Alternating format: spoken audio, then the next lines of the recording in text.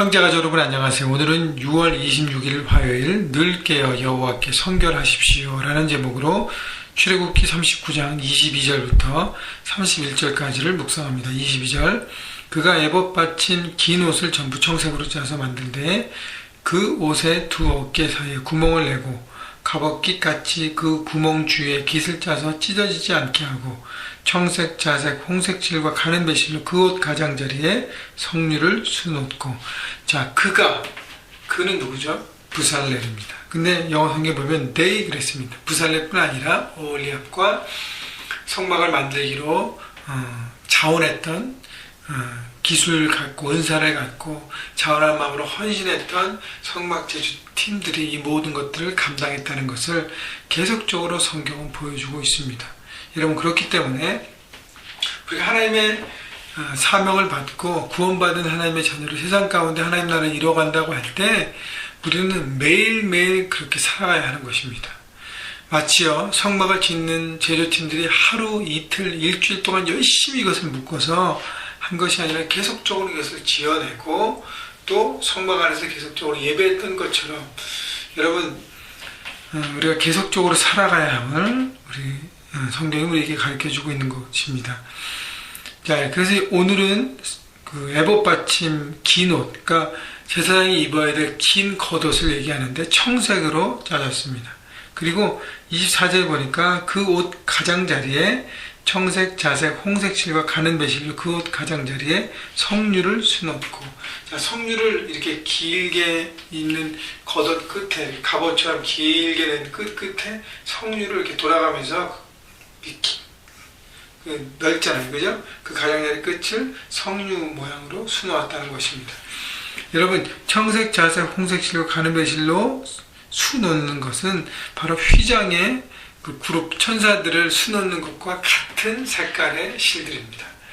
휘장을 성막을 아름답게 지었던 것처럼 제사장의 옷에도 아름답게 그 성류를 넣어서 아름다운 모습으로 하나님의 사역을 감당하는 제사장인 것을 보여주는 것입니다.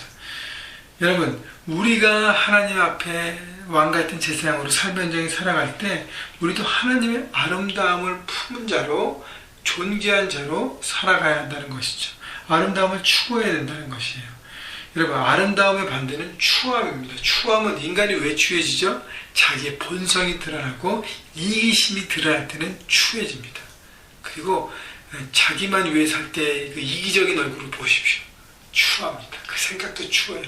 그런데 아름답다는 것은 그 모든 걸 떠나서 하나님의 뜻 가운데 살아갈 때 보여지는 육적인 것이 아니라 영원한 것, 그 모든 것, 하나님의 것을 품을 때 인간은 아름다워지는 것입니다. 여러분, 그렇기 때문에 내가 지금 무엇을 붙잡고 있고 무엇을 위해서 결정하는지를 돌아보십시오. 25절 순금으로 방울을 만들어 그 옷 가장자리로 돌아가며 성류 사이사이에 달되 방울과 성류를 서로 간격을 두고 번갈아 그 옷 가장자리로 돌아가며 달았으니 여호와께서 모세에게 명령하신 대로 하였더라. 자, 순금으로 방울을 만들고 그 에봇 받침하는 긴 옷의 끝에 성류 하나의 모양 옆에 순금을 달고 또 하나의 모양을 짜고 순금을 달고 이렇게 아름다운 어떤 조화로운 모습으로 방울을 다는 것입니다. 그런데 중요한 것은요, 내가 움직이면 방울이 딸랑딸랑딸랑 하잖아요, 그죠? 근데 방울이 딸랑딸랑 하는 게 처음에는 괜찮습니다. 근데 그게 지속적으로 올리면 짜증이 날 정도로 힘듭니다. 근데 방울을 왜 달라 그랬을까요?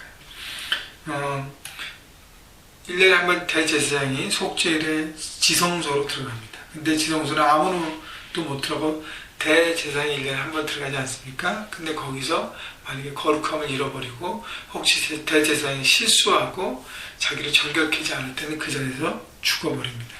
아무도 제사장을 이렇게 할 수 없기 때문에 띠를 매서 집어넣는데요.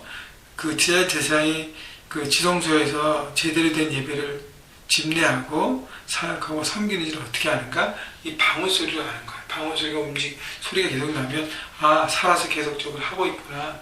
소리가 나지 않고 참참하면 어떻게 해요? 그것은 큰일을 한 것입니다. 마찬가지로 방울 소리가 난다는 것은 내 영혼을 깨어나는 것이에요. 하나님의 뜻과 그 마음에 합한 거룩한 사람으로 날마다 삶의 현장에서 살고 있는가를 우리가 돌아보라는 것입니다. 내 영적인 근방울이 무엇인지를 생각해 보십시오. 우리가 매일매일 묵상할 때 성령께서 우리의 마음을 깨우쳐 주십니다. 그래서 그 마음을 가지고 하나님을 막 의지할 때 성령께 그렇게 기도하십시오. 성령님, 제가 잘못된 길을 갈 때마다 저를 깨우쳐 주십시오. 잘못된 선택을 할 때마다 깨우쳐 주십시오. 제 양심을 이렇게 부릴 때 일어나게 해주십시오. 성령 하나님께서 우리에게 방울처럼 우리를 깨워줄 것입니다. 그렇기 때문에 늘 깨어있는,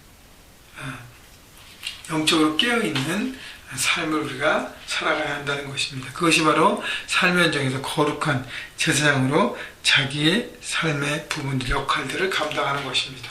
27절, 그들이 또 직주한 가는 배로 아론과 그의 아들들 위하여 속옷을 짓고 세마포로 두건을 짓고 세마포로 빛난 관을 만들고 가는 매실로 짜서 세마포 속바지들을 만들고, 자, 속옷과 두건과 관과 그리고 속바지들을 만들라 그랬습니다. 여러분, 속옷과 속바지가 특징이잖아요. 겉만 화려한 제사장이 아니라 속옷도 잘 쪄서 만들어서 겉과 속이 아름답고 잘 짜여진 제사장의 옷을 만들라는 것입니다. 여러분, 겉옷은요 드러나기 때문에 잘하지만 대개 속옷은 대충 한다는 것이죠. 중요한 것은요, 보여지지 않는 내 삶의 부분도 우리가 잘 갖추고 점검하고 돌아봐야 하는 것입니다. 그렇기 때문에 여러분, 가정에서 잘 하셔야 합니다. 가정 안에서 하나님의 사람으로 서가야 합니다. 참 어렵습니다. 저도 마찬가지입니다. 왜냐하면 가정 밖에서는 우리가 보여지는 것만 잘 보여지고 하면 되잖아요. 그죠? 가정은 근데 다 볼 수 있는 것입니다. 그렇기 때문에 그 안에서 하나님의 사람으로 살아가는 것이 참 어렵습니다.